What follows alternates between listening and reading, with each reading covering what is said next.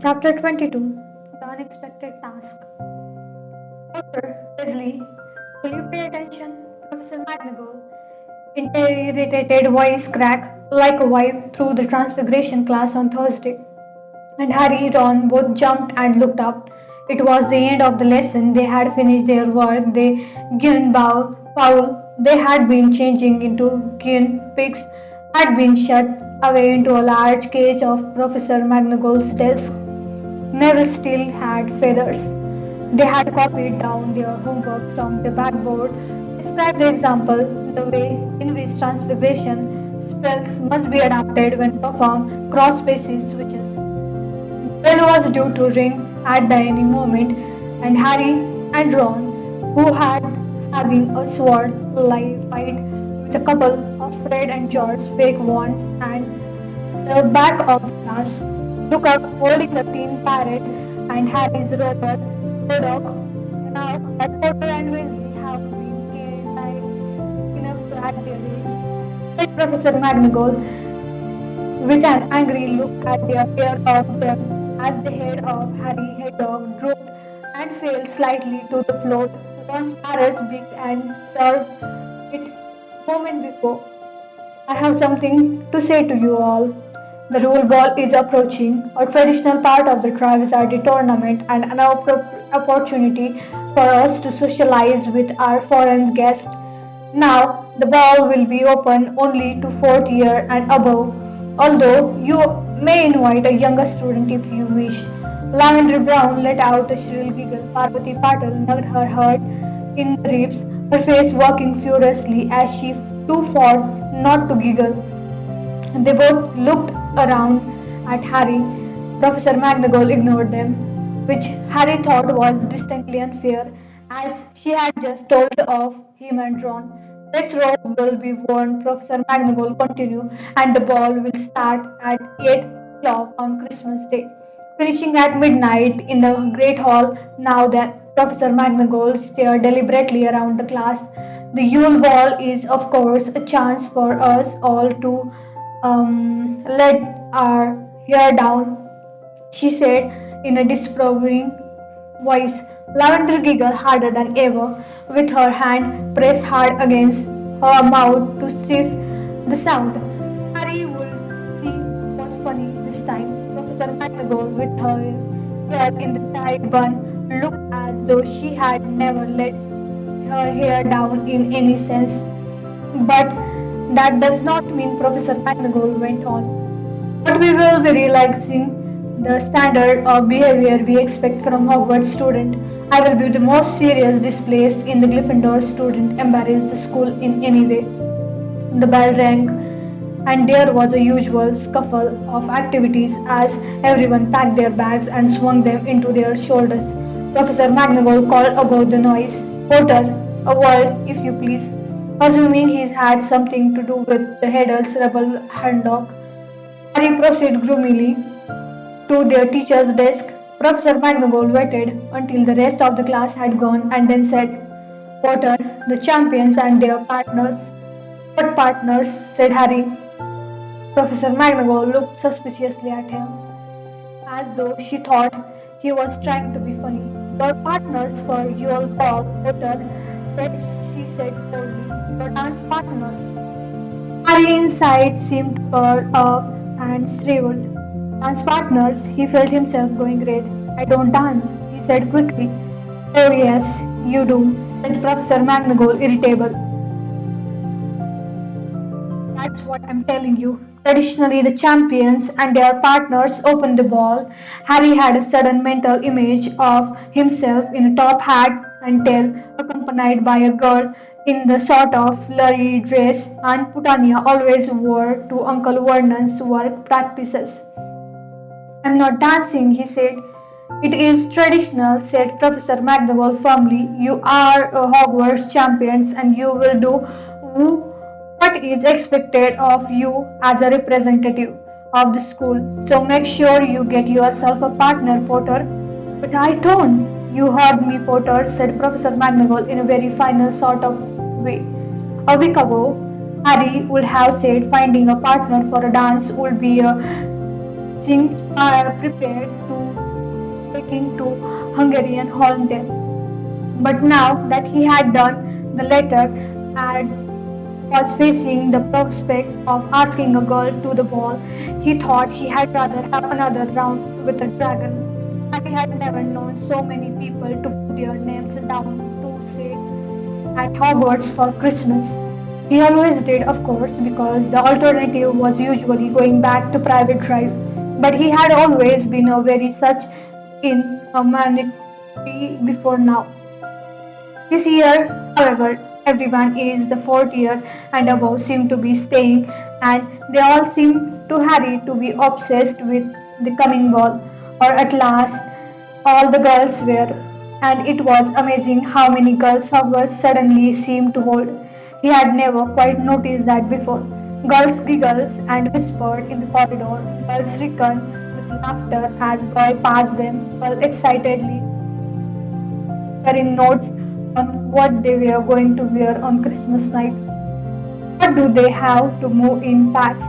Harry asked Ron as a dozen or so girls walked past them, sniggering and staring at Harry. Now you are supposed to get one of their own to ask them.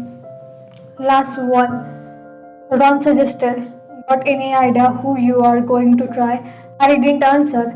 He knew perfectly well whom he had liked to ask, but working up the nerve was something else. Chao was a year older than he was. She was very pretty, she was a very good Quidditch player, and she was also very popular. Ron seemed to know what was going on inside Harry's head. Listen, you are not going to leave any trouble. You are a champion. You have just beaten a Hungarian horntail. I bet they'll be queuing up to go with you.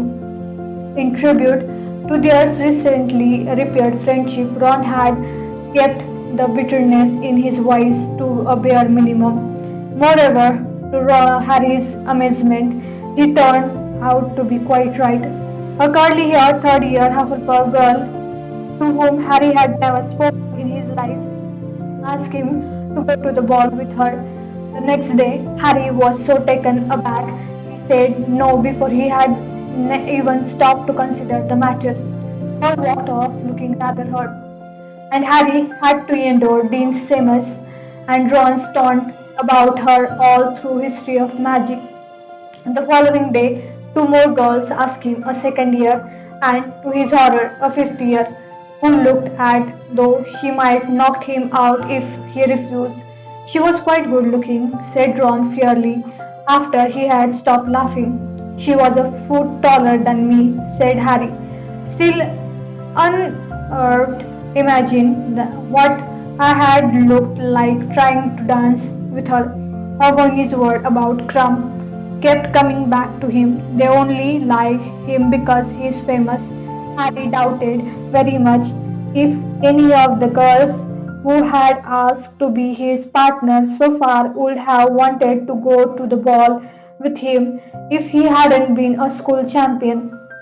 Then he wondered if this would bother him if Chao asked him. On the whole, Harry had to admit that even with the embarrassing prospect of opening the ball before him, life had definitely improved since he had got through the first task. He wasn't attracting nearly as much as unpleasantness in the corridor anymore, which he suspected had a lot to do with Cedric. He had an idea Cedric might have told the Hufflepuff to leave Harry alone. In gratitude for Harry's tip off about the dragons, there seemed to be severe support Cedric degree badges around too. Draco Malfoy, of course, was still quoting Rita Seeker's article to him at every possible opportunity, but he was getting fewer and fewer laughs out of it, and just to heighten Harry's feeling of well-being, no story about Hagrid had appeared in the Daily Prophet. He didn't seem very interested in magical creatures to tell you the truth, Hagrid said when Harry, Ron and Hermione asked him how his interview with Rita Seeker had gone during the last scare of magical creature lesson of the term. To their very great relief, Hagrid had given up on direct contact with the Scrooges now, and they were merely sheltering behind his cabin today, sitting at the trestle table and preparing a fresh selection of food with which to tell the Scrooges. She just wanted to talk to about you, Harry. Hagrid continued in a low voice. Well, I told her we had been friends since I went to fetch you from the Dursleys. Never had to tell him of your 4 years, she said. Never played you up in lesson, has he? I told her no, and she didn't seem happy at all. You had think she wanted me to say, yeah, we're horrible, Harry. Or she did, said Harry, throwing lump of dragon liver into a large metal bowl of picking up his knife to cut some more. She can't keep writing about what a tragic little hero I am. It will get boring. She wants a new angle, Hagrid said Ron wisely as he shelled slam over egg. You were supposed to say Harry's a mad delinquent, but he's not, said Hagrid, looking genuinely shocked. She would have interviewed Safe, said Harry grimly. She had give her the good one me any day. Potter has been crossing line ever since he first arrived at school. She said, did he? Said Hagrid, while Ron and Hermione laughed. Well, you might have gained a few rules, Harry, but you have all right, really aren't you? Cheers, Hagrid, said Harry, grinning. You're coming to this ball things on Christmas Day, Hagrid, said Ron. Though I might look in on it, yeah, said Hagrid gruffly. Should be a good dough. I reckon you'll be opening the decks in one you, Harry. You are. Who are you taking? No one yet, said Harry, feeling himself going red again. Hagrid didn't pursue the subject. The last week of the term became increasingly boisterous as it progressed. Rumor about the roll ball were flying everywhere, though Harry didn't believe half of them. For instance, that Dumbledore had brought 800 barrels of mold mead from Madame Rosemarta. It seemed to be fact, however, that he had booked the weird sister exactly who or what the wizard sister were. Harry didn't know, never having the access to a wizard wireless, but he deduced from the wild excitement of those who had grown up listening to the WWN Wizarding Wireless Network that they were a very famous musical group. Some of the teachers, like little Professor Flitwick, gave up trying to teach them much when their minds were so clearly elsewhere. He allowed them to play games in the lesson on Wednesday and spent most of it talking to Harry about the perfect summoning charm Harry had used during the first task of the Triwizard tournament. Other teachers were now so generous nothing would ever deflate Professor Beans, for example, from plowing on through his note on Goblin Rebellion. Beans hadn't let his own death stand in the way of continuing to teach. They suppose a small thing like Christmas wasn't going to put him off. It was amazing how he could make even bloody and viscous globulite sound as boring as Percy's Cauldron Bottom report. Professor McGonagall and Moody kept them working until the very last second of their classes too. And Snape, of course, would no sooner let them play game in class than adopt Harry. Staring nastily around at all them, he informed them that he would be teasing them on poison antidotes during the lesson of the term.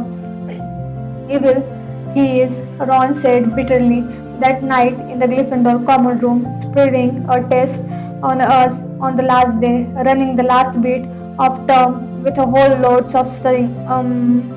You are not exactly straining yourself, though, are you? Said Hermione, looking at him over the top of her potion notes. Ron was busy building a card castle out of his exploding snap pack, a much more interesting pastime than with a muggle card because of the chance that the whole thing would blow up at any second. It's Christmas, Hermione, said Harry lazily. He was rereading Flying with the Canoes for the 10th time in an armchair near the fire. Hermione looked severely over at him too. I had have thought you had be going something constructive, Harry, even if you don't want to lead your antidote. Like what? Harry said as he watched Joy Jenkins of the Cannons build a bulger toward a Ballycastle beats Chester. That egg, Harmony is. Come on, Harmony, I have got till February the 24th, Harry said. He had put the golden egg upstairs in this trunk and hadn't opened it since the celebration party after the first task. There were still 2.5 months to go until he needed to know what all the screechy wailing meant after all. But it might take weeks to work it out, said Hermione. You are going to look a real idiot if everyone else knows what the next task is and you don't. Leave him alone, Hermione. He's earned a bit of breaks, said Ron, and he placed the last two cards on top of the castle, and the whole lot blew up, singing his eyebrows. Nice look, Ron. Go well with your dress. Ropes that will. It was Fred and George. They sat down at the table with Harry, Ron, and Hermione as Ron felt how much damage had been done. Ron can we borrow Pigwidgeon? George asked. No, he's off delivering a letter, said Ron. Why? Because George wants to invite him to a ball, said Fred sarcastically. Because we want to send a letter, you stupid great part, said George.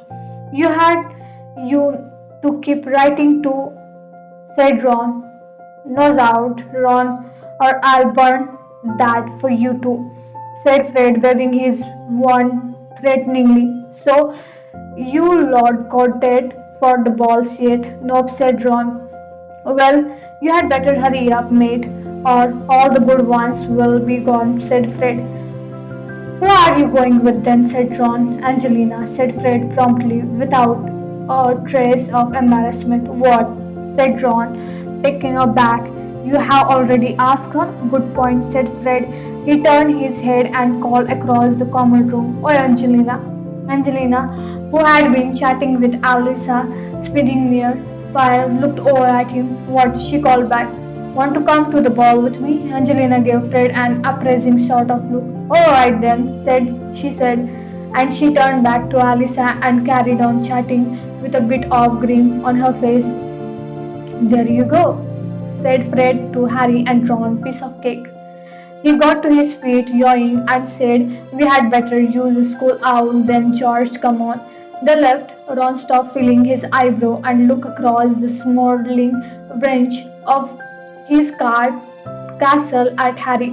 We should get a move on, ask someone. He's right, we don't want to end up with a pair of trolls. Hermione let out a sputter of indignation. A pair of what, excuse me? Well, said Ron, struggling. I'd rather got along than with Elodie Medcase. Her acne lots better lately, and she's really nice. Her voice is off center, said Ron. Oh, I see, Hermione said, bristling. So basically, you are going to take the best looking girl will have you, even if she is completely horrible. Oh, yeah, that sounds about right, said Ron. I'm going to bed. Hermione snapped and she swept off toward the girls' staircase without another word. The Harvard staff, demonstrating a continued desire to impress the visitors from Buck's Bottom and Drumstranch, seemed determined to have Castle as its best Christmas. When the decorations went up, Harry noticed that they were the most stunning he had yet seen inside the school. Everlasting icicles had been attached to the banister of the marble staircase. The usual 12 Christmas tree in the great hall were decked with everything from luminous holly barrels to real hooting golden bouts, and the suit of armor had all been bewitched to sing carols whenever anyone passed them. It was quite something to hear. Oh, come on, all you faithful, sung by an empty helmet that only knew half the word. Several times Fletch the caretaker had to extract pews from inside the armor where he had taken to hiding, filling in the gaps in the song that lyrics of his own invitation, all of which were very rude. And still, Harry hadn't asked Chow to the ball. He and Ron were getting very nervous now. Though, as Harry pointed out, Ron would look much less stupid than he would without a partner.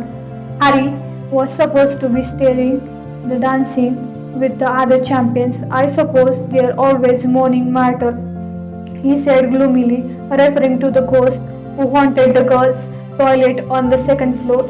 Harry, we have just got to grit our teeth and do it, said Ron on Friday morning in a tone that suggests they were planning the storming of an impregnable fortress. When we get back to the common room tonight, we'll both have partner agreed. Oh yeah, said Harry, but every time he glimpsed Chow that day during break and then lunchtime and once on the way to History of Magic, she was surrounded by friends. Didn't she ever go anywhere alone?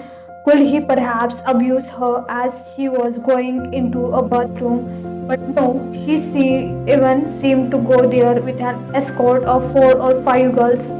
Yet, if he didn't do it so, she was bound to have been asked by someone else. He found it hard to concentrate on Snape's position test and consequently forgot to add key ingredient a Pezor, meaning that he received watermarks. He didn't care though he was too busy screaming of his courage and what he was about to do. When the bell rang, he grabbed his bag and hurried to the dumb door. I'll meet you at dinner, he said to Ron and Hermione, and he dashed off upstairs. He had just have to ask Tao for a private word. That was all. He hurried off through that corridor looking for her, and rather sooner than he had expected. He found her emerging from the Defense Against the Dark Art lesson. Tao, could I have a word with you? Giggling should be made illegal. Harry thought furiously as all the girls around Chow started going it. She didn't, though, she said, okay, they followed him out of earshot of her classmate. Harry turned to look at her, and his stomach gave a weird lurch as though he had missed a step going downstairs. He said he couldn't ask her, he couldn't, but he had to. Chow stood there looking puzzled, watching him. The word came out before Harry had quite got his tongue around them. Wongle Balboim, sorry, said Chow. Do you do you want to go to the ball with me? Said Harry. Why didn't he have to go red now? Why? Oh, said Chow, and she went red too. Oh, Harry, I'm really sorry, and she truly looked it. I have already said I'll go with someone else. Oh, said Harry. It was odd. A moment before, his inside had been writing like snake, but suddenly he didn't seem to have any inside at all. Okay, said, no problem. I'm really sorry, she said again. That's okay, said Harry. They stood there looking at each other, and then Chow said, well, yeah, said Harry. Well, bye, said Chow, still very red. She walked away. Harry called after her before he could stop himself. Who are you going with? Oh, Cedric, she said. Cedric Diggory. Oh, right, said Harry. His inside had come back again. It felt as though they had been filled with lid of their absence. Completely forgotten about dinner, he walked slowly back to the Gryffindor Tower, Chow's voice echoing in his ear with every step he took. Cedric Diggory. He had been staring quite like Cedric, prepared to overlook the fact that they had once beaten him at Quidditch and was handsome and popular and nearly everyone's favorite champion. Now he suddenly realized that Cedric was in his fat, useless, pretty boy who didn't have enough brain to fill an egg cup. Fairy light, he said dully to the fat lady. The password has been changed the previous day. Yes, indeed, dear, she trailed, strengthening her new trouser hair band as she swung forward to admit him. Entering the common room, Harry looked around and so his surprise he saw Ron sitting a sheer face in distance corner.